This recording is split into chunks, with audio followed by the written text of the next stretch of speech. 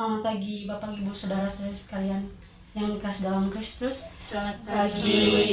Terima kasih atas kehadiran kita semua dalam pertemuan katekesi pada hari ini. Sebelum kita memulai katekesi ini, izinkan saya memperkenalkan diri terlebih dahulu. Saya Metilgis Melania Bahanu. Saya diutus dari kampus di Pasir Ruteng untuk membawakan katekesi di tempat ini dengan tema pengampunan yang membebaskan dan menyelamatkan. Diangkatnya tema ini pertama-tama tujuannya itu untuk memahami makna pengampunan yang membebaskan dan menyelamatkan dan bagaimana wujudkannya dalam tindakan nyata di rumah, di sekolah, di gereja, dan di tengah masyarakat.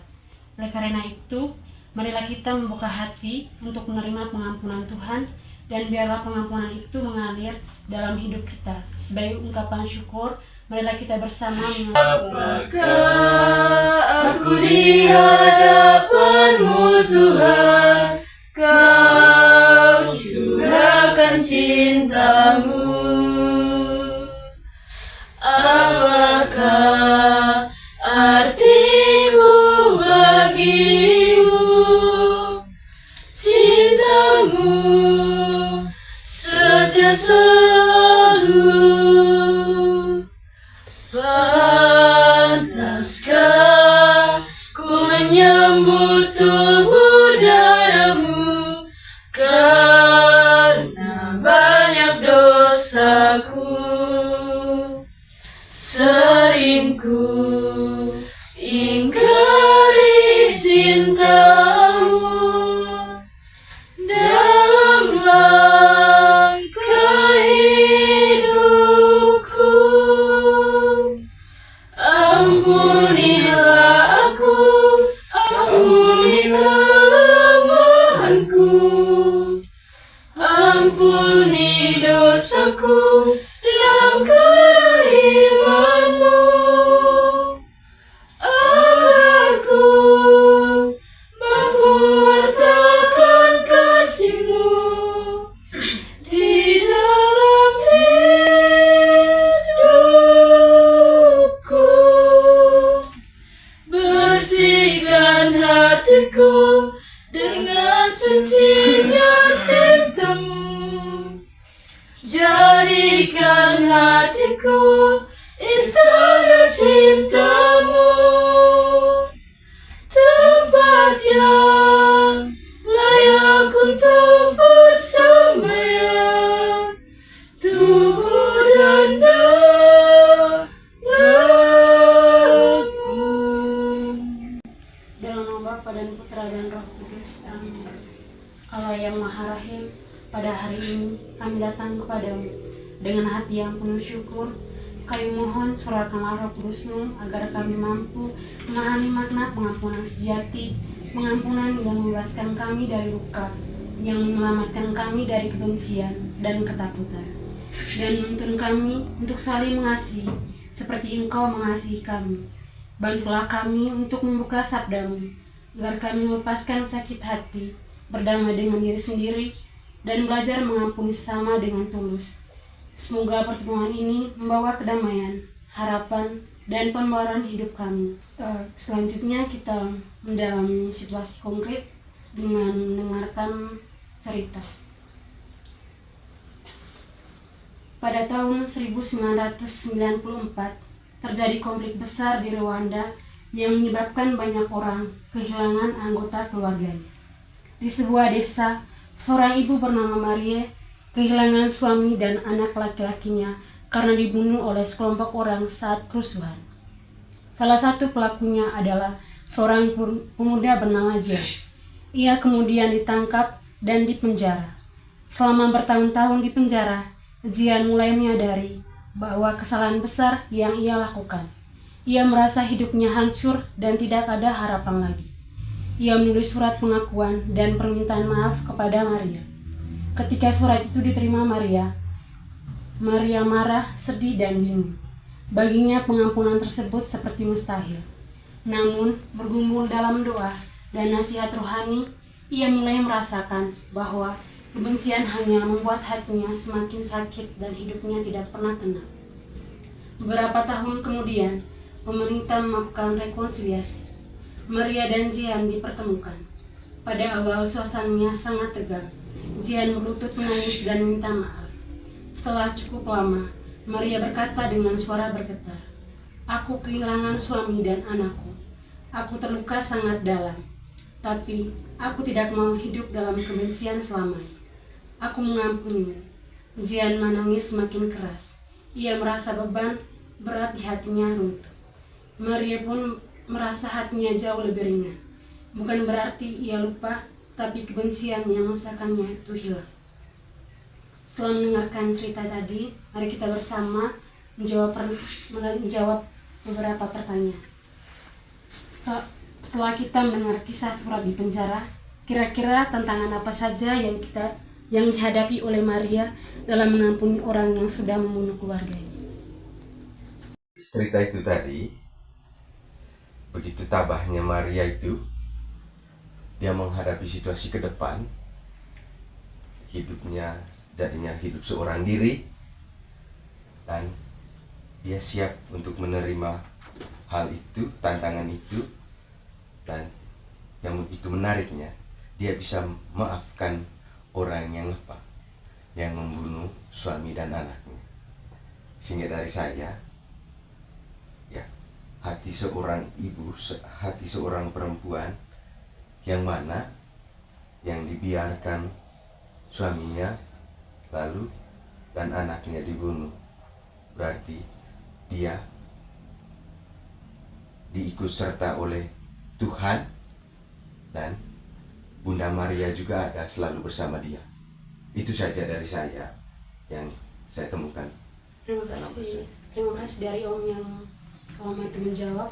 Yang saya simpulkan dari Om tadi yaitu di mana di sisi lain itu Maria itu tabah, di mana di saat situasi tersebut itu dia kehilangan suami dan anaknya, tapi di sisi lain itu dia juga bisa maafkan orang yang telah membunuh keluarganya. Mungkin dari saudara-saudari yang lain. Baik, terima kasih atas waktu dan kesempatan yang diberikan. Memang sangat menarik sekali kita sudah mendengarkan cerita dan tantangan yang dihadapkan oleh Maria. Maria tantangan yang dihadapi awal-awal dia merasa sedih. Karena mengapa demikian?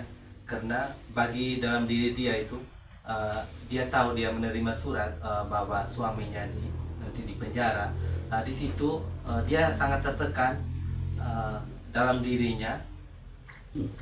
Mengapa? Karena dalam pergumulan dalam diri Maria itu dia susah sekali untuk mengampuni. Tapi di sisi lain ya seperti apa yang dikatakan oleh Om tadi, bahwa jadi Bunda Maria itu selalu hadir dalam diri Maria.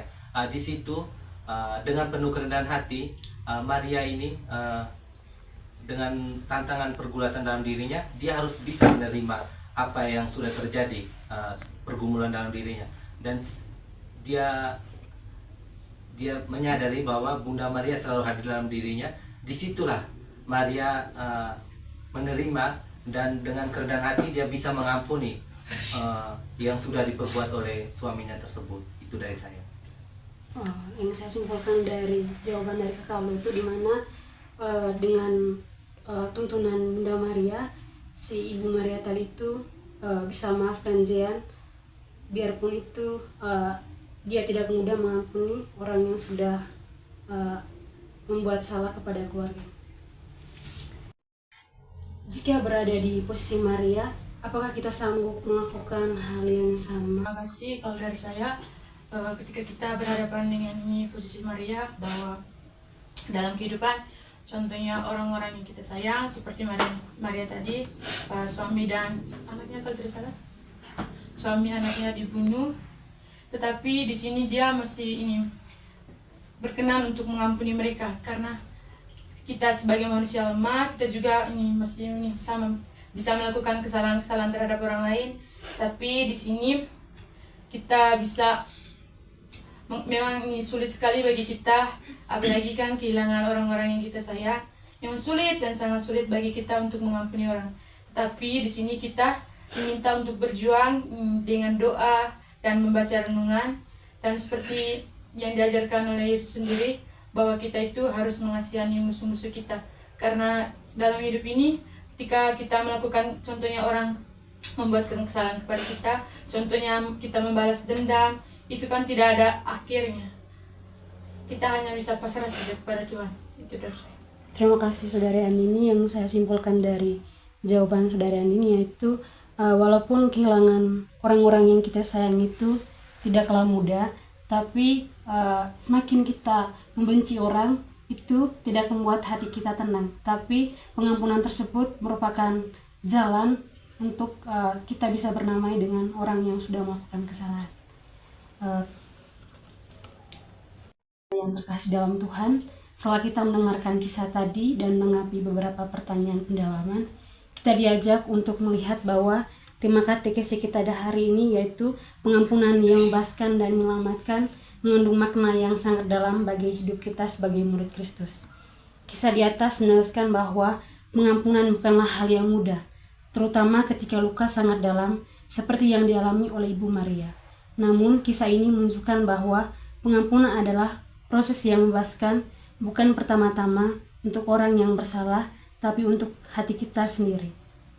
Ibu Maria mengalami pergumulan antara rasa sakit, marah, kehilangan, dan menutup diri. Namun ketika ia mulai membuka pintu hatinya sedikit demi sedikit, ia menemukan pengampunan adalah jalan menuju damai, bukan melupakan, tetapi menghadapi luka dengan keberanian dan kasih Tuhan.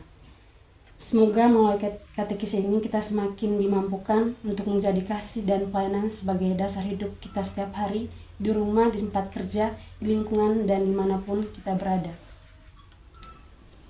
Baik, saudara sekalian, untuk mendalami tema katekis kita pada hari ini, kita mendengarkan bacaan kitab suci dari Injil Yohanes bab 8 ayat 1 sampai 11.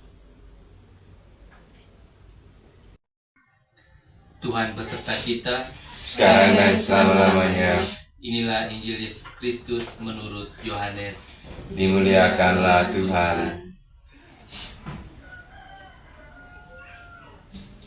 Tetapi Yesus pergi ke Bukit Zaitun. Pagi-pagi benar, ia berada lagi di bait Allah, dan seluruh rakyat datang kepadanya. Ia duduk dan mengajar mereka. Maka ahli-ahli Taurat dan orang-orang Farisi membawa kepadanya seorang perempuan yang kedapatan berbuat zina. Mereka menempatkan perempuan itu di tengah-tengah lalu berkata kepada Yesus, "Rabi, perempuan ini tertangkap basah ketika ia sedang berbuat zina. Musa dalam hukum Taurat memerintahkan kita untuk melempari perempuan-perempuan yang demikian. Apakah pendapatmu tentang hal itu?" Mereka mengatakan hal itu untuk mencobai dia, supaya mereka memperoleh sesuatu untuk menyalahkannya. Tetapi Yesus membungkuk lalu menulis dengan jarinya di tanah. Dan ketika mereka terus-menerus bertanya kepadanya, ia pun bangkit berdiri lalu berkata kepada mereka, "Barang siapa di antara kamu tidak berdosa, hendaklah ia yang pertama melemparkan batu kepada perempuan itu." Lalu ia membungkuk pula dan menulis di tanah. Tetapi setelah mereka mendengarkan perkataan itu, pergilah mereka seorang demi seorang, mulai dari yang tertua. Akhirnya tinggallah Yesus seorang diri dengan perempuan itu yang tetap di tempatnya. Lalu Yesus bangkit berdiri dan berkata kepadanya, "Hai perempuan, di manakah mereka? Tidak adakah seorang yang menghukum engkau?" Jawabnya, "Tidak ada, Tuhan." Lalu kata Yesus, "Aku pun tidak menghukum engkau. Pergilah dan jangan berbuat dosa lagi, mulai dari sekarang." Demikianlah sabda Tuhan. Terpujilah Kristus. Setelah mendengar bacaan dari kitab suci, kita akan bersama-sama menjawab beberapa pertanyaan. pertanyaan pertama, apa saja ayat yang menarik dari bacaan kitab suci di atas? Dan apa alasan sehingga Bapak Ibu saudara-saudari tertarik dengan ayat tersebut? Kakak Asni. Baik, dari saya tertarik dengan ayat 10 dan 11, yang mana bunyi ayat 10 yaitu, lalu Yesus bangkit berdiri dan berkata kepadanya, hai perempuan, di manakah mereka? Tidak adakah seorang yang menghukum engkau? Jawabnya, tidak ada Tuhan. Lalu kata Yesus, aku pun tidak menghukum engkau. Pergilah dan jangan berbuat dosa lagi mulai dari sekarang. Mengapa saya memilih ayat tersebut, dan menurut saya itu sangat menarik sekali, karena dari perkataan Yesus tadi, pergilah dan jangan berbuat dosa lagi. Di sini saya mau mengambil kesimpulan dan ada pesan dari ayat tersebut bahwa Tuhan selalu mengampuni kita semua yang berbuat dosa. Intinya kita mau bertobat dan mau mengikuti Yesus. Sekian dan terima kasih. Baik, dari saya. Terima kasih kepada Ibu Fasilitator telah membawakan katekese di KBG kami.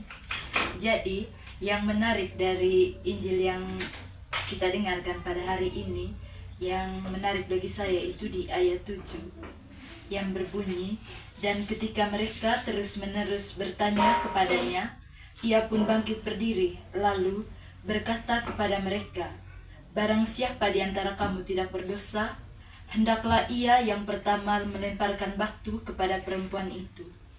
Dari ayat ini, pesan yang sangat mendalam untuk kita itu, Yesus mengajarkan kepada kita untuk ketika ada orang lain yang berbuat salah, kita tidak boleh mensorakannya dengan membicarakannya kepada orang lain. Di sini Tuhan lebih mengajarkan kepada kita bagaimana kita kembali kepada dalam diri kita sendiri untuk melihat kesalahan dalam diri kita. Itu saja dari saya, Ibu Fasilitator. Terima kasih. Terima kasih kepada Kakak Sina dan Kakak Asni.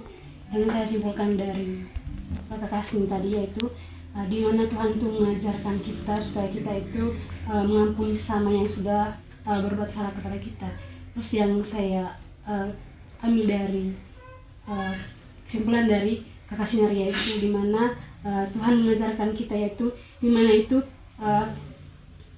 Tuhan itu mengajarkan kita di mana kita itu tidak boleh menyuarakan kesalahan orang lain, tapi kita itu harus kembali kepada diri kita sendiri, yaitu di mana kita itu harus menyadari bahwa semua manusia itu mempunyai kesalahan. Terima kasih. Lanjut ke pertanyaan kedua. Apa pesan utama yang disampaikan dari bacaan kitab suci di atas, dan mungkin ada pengalaman dari Bapak Ibu saudara-saudari yang berkaitan dengan bacaan kita pada hari ini? Mungkin ini kesan dan sekalian mungkin pengalaman dalam kehidupan saya sehari-hari, karena Injil hari ini atau itu sangat menyentuh sekali dalam hati saya. Itu di sini dengan tema perempuan yang berzina. Di sini saya merasa sekali kayak contoh dalam hidup saya, seringkali teman kita melakukan kesalahan itu, saya bukannya membantu dia untuk dia lebih baik atau untuk dia bertobat, tapi saya malah sering seperti apa yang dikatakan oleh saudari Sina tadi, kita memilih untuk berbicarakan hal-hal yang kurang baik kepada orang itu. Tapi di situ itu yang saya sering lakukan. Saya menyadari karena saya juga manusia yang sering jatuh, sering rapuh sering jatuh dalam dosa. Itu yang saya alami dalam hidup saya. Sering kali teman saya melakukan kesalahan atau dia berbuat salah, tapi saya bukannya mendekatkan dia untuk dia merubah diri, tapi saya lebih ajak kepada teman lain, membicarakan lagi saya punya teman ini hal-hal yang kurang baik.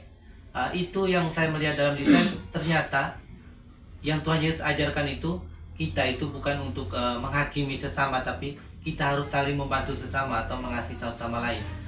Itu yang harus itu yang harus kita lakukan sesuai dengan apa yang Yesus ungkapkan dalam Injil yang barusan kita dengar pada hari ini. Tapi emang di sisi lain susah sekali, dengan kerendahan hati kita mau membina atau membimbing orang supaya orang itu bertobat, tapi kita manusia itu lebih cenderung menjatuhkan orang lain dibanding kita memberikan suatu motivasi supaya orang itu bertumbuh dalam iman Katolik yang seperti yang diajarkan oleh Yesus. Terima kasih dari saya. Terima kasih kepada Kak Aldo yang saya simpulkan dari sharing Kak Aldo tadi, di mana itu Kak Aldo itu di mana di saat teman itu berbuat salah, di mana Kak Aldo itu tidak bantu mencari solusi, tapi malah menghakimi teman tersebut. Terima kasih. Kisah perempuan yang berzina dalam Injil Yohanes bab 8 ayat 1-11 mengajarkan bahwa Yesus selalu melihat manusia lebih dalam daripada kesalahannya. Ketika banyak orang ingin menghukum perempuan itu, Yesus justru menunjukkan bahwa setiap orang punya kelemahan dan tidak berhak menghakimi dengan mudah. Yesus tidak membenarkan dosa, tapi Ia juga tidak menghancurkan orang yang bersalah. Ia mengampuni dan memberi kesempatan baru dengan berkata, "Aku pun tidak menghukum engkau, pergilah dan jangan berbuat dosa lagi." Dari sini kita belajar bahwa pengampunan Tuhan membebaskan hati, memulihkan hidup, dan membuka jalan bagi perubahan yang lebih baik.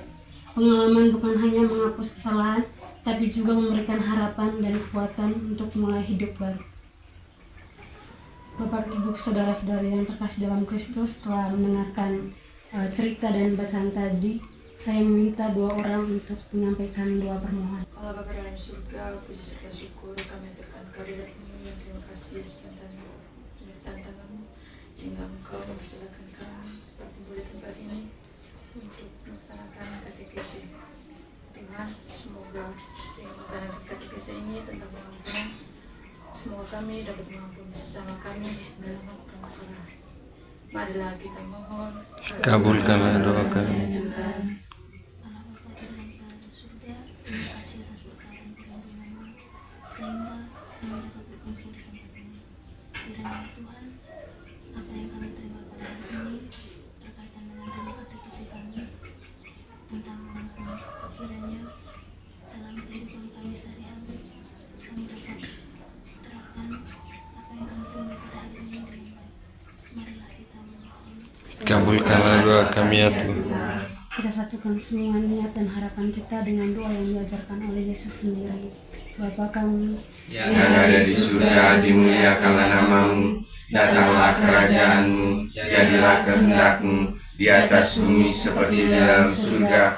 Berilah kami rezeki pada hari ini, dan ampunilah kesalahan kami, seperti kami pun mengampuni yang bersalah kepada kami. Dan janganlah masukkan kami ke dalam pencobaan, tetapi bebaskanlah kami dari yang jahat. Amin. Saudara-saudari yang terkasih dalam Kristus, setelah kita mendengarkan cerita tadi dan menimba informasi dari Injil Yohanes bab 8 ayat 1-11, kira-kira tawaran atau aksi konkret atau rencana tindak lanjut yang kita tawarkan atau dilaksanakan oleh kita semua. Sebagai umat beriman, tindakan apa yang kita lakukan untuk meladani sikap Yesus dalam mengampuni sesama yang melakukan kesalahan? Baik, kalau dari saya, setelah kita mengikuti kegiatan katekesi kita yang sudah dibawakan oleh Ibu Fasilitator pada pagi hari ini, mungkin rencana tindak lanjut sesuai dengan tema katekesi kita pada pagi hari ini. Menurut saya,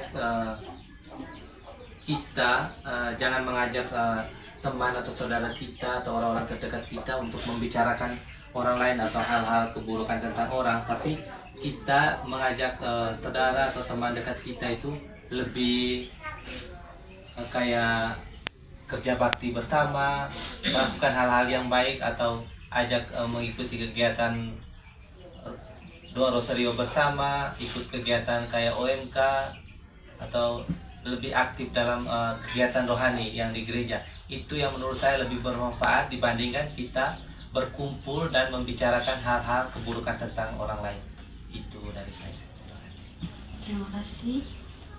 Dari saya, apakah kita siap melakukan segala aksi konkret atau tindakan nyata kita kepada sesama. Setuju. Baik, terima kasih atas partisipasi kita pada hari ini. Mungkin ada kesalahan dari saya mohon maaf. Baik Bapak Ibu Saudara-saudari, untuk mengakhiri katekisah kita pada hari ini, mari kita bersama-sama memanjatkan doa. Tuhan yang Maha Penuh Kasih, kami bersyukur atas firman dan pendalaman yang sudah kami renungkan hari ini. Engkau mengajarkan bahwa pengampunan bukan hanya melembutkan hati, tapi juga membebaskan kami dari luka, dendam, dan beban hidup. Tolonglah kami ya Tuhan, agar berani melepaskan hal-hal yang melukai hati kami, mampu mengampuni seperti Engkau mengampuni, dan hidup dalam damai yang menyelamatkan. Bimbinglah langkah kami supaya kami membawa kasih dan pengampunan-Mu dan ke dalam keluarga, komunitas, dan siapapun yang kami jumpai. Kami menyerahkan semua proses ini ke dalam tangan-Mu. Semoga damai-Mu tinggal di hati kami hari ini dan seterusnya. Dengan perantaraan Kristus Tuhan kami. Amin. Ku mau cinta Yesus selamanya, meskipun badai silih berganti dalam hidupku. Ku tetap cinta Yesus selamanya. Ya Aba, Bapa, ini aku anakmu, layakkanlah seluruh hidupku. Ya Aba, Bapa, ini aku anakmu, pakailah sesuai dengan rencanamu. Bapa dan Putra dan Roh Kudus. Amin. Terima kasih. Terima kasih semuanya.